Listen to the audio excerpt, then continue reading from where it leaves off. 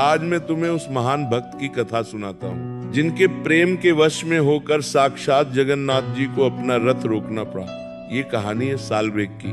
सालबेग के पिता लालबेग एक मुगल सूबेदार थे। एक भीषण युद्ध में सालबेग बुरी तरह घायल हो गए। उनका शरीर सनने लगा, कीड़े पड़ने लगे। हकीमों ने कह दिया कि अब मौत ही एकमात्र रास्ता है। तब उनकी माता, जो मन से प्रभु की दासी थी, उन्होंने सालबेग के कान में कहा, बेटा, दुनिया के हकीम हार गए तो क्या हुआ, उस जगन्नाथ की शरण ले, वो मुर्दे में भी जान फूंक देता है। सालबेग ने लेटे लेटे ही जगन्नाथ जगन्नाथ पुकारना शुरू किया और देखते ही देखते वो असाध्य रोग जात से मिट गया। जब सालबेग ठीक हुए तो वे दौड़ पड़े पुरी की ओर, पर जैसे ही मंदिर के सिंहद्वार पर पहुंचे, पहरेदारों ने उन्हें धक्का देकर बाहर निकाल दिया। तुम यवन हो, मंदिर में प्रवेश वर्जित है। सालबेग रो पड़े, प्रभु, क्या ये दीवारें आपको मुझसे अलग रखेंगी? उन्होंने मंदिर के बाहर समुद्र किनारे एक छोटी सी कुटिया बनाई और वहीं बैठकर प्रभु के पदों की रचना करने लगे। महाराज जी कहते हैं, जब सालबेग गाते थे तो समुद्र की लहरें भी शांत हो जाती थी।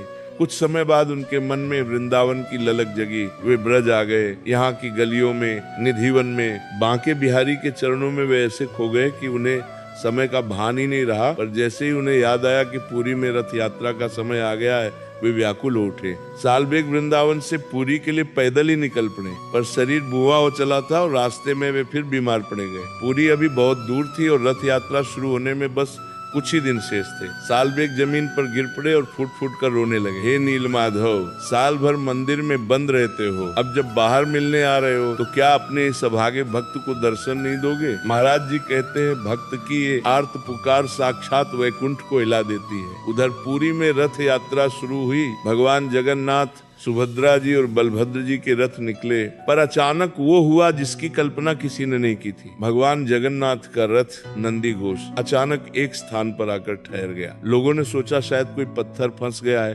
पहियों की जांच की गई, पर सब ठीक था। राजा ने बमे बमे मतवाले हाथी मंगवाए। हारों लोग रस्सियां खींचने लगे, पर रथ एक सूत भी आगे नहीं बढ़ा। पूरे पुरी में हाहाकार मच गया। पुजारी प्रार्थना करने लगे, प्रभु, हमसे क्या अपराध हुआ? तभी मुख्य पुजारी को आकाशवाणी सुनाई दी, मेरा भक्त सालबेग आ रहा है, वो रास्ते में है। जब तक मेरा लाला मुझे देखने लेगा, मैं यहाँ से एक कदम आगे नहीं बढ़ूंगा। 7 दिन बीत गए। भगवान धूप बारिश में वहीं खड़े रहे। राजा और प्रजा सब उस यवन भक्त की प्रतीक्षा करने लगे जिसे कभी मंदिर से बाहर निकाल दिया गया था। अंत में धूल और आंसुओं से सराबोर सालबेग वहां पहुंचे। जैसे ही उन्होंने रथ के पहिए को गले लगाया और महाप्रभु के बन्ने बन्ने नेत्रों को निहारा, रथ अपने आप चलने लगा। महाराज जी कहते हैं, आज भी सालबेग की मनार उसी जगह बनी है और आज भी चाहे कितनी भी जल्दी क्यों न हो, जगन्नाथ जी का रथ वहाँ कुछ देर के लिए रुकता है। ये कहानी हमें सिखाती है कि भगवान को 56 भोग नहीं, तुम्हारी आंखों का पानी चाहिए। अपनी भक्ति को इतना गहरा करो कि भगवान को तुम्हारे लिए रुकना पड़े। नाम जपते रहो, प्रेम से बोलो जय जगन्नाथ,